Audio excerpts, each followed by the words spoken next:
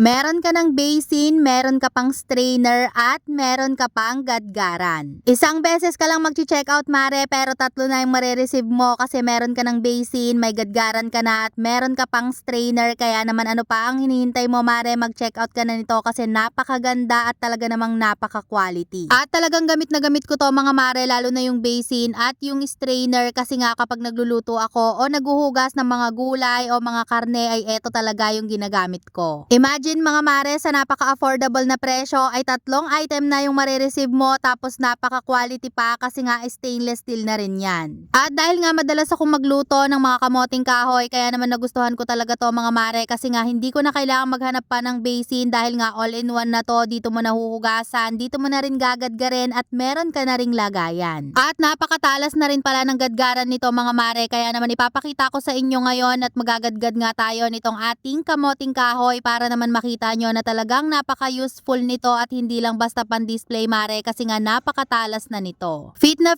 rin pala mga mare itong gadgaran natin dun sa kanyang pinaka-basin, kaya naman hindi talaga yan dudulas kapag ginagamit natin yung ating gadgaran at nakapatong dun sa ating basin. Kaya naman simula nung nabili ko to mga mare, kapag nagagadgad talaga ako nitong kamoting kahoy ay ito talaga yung palaging ginagamit ko. O siya mga mare, kung gusto nyo rin ng ganito ay ilalagay ko na lang po yung link sa comment section o kaya naman i-click nyo na lang yung basket dyan sa baba para same quality ang ma-receive ninyo.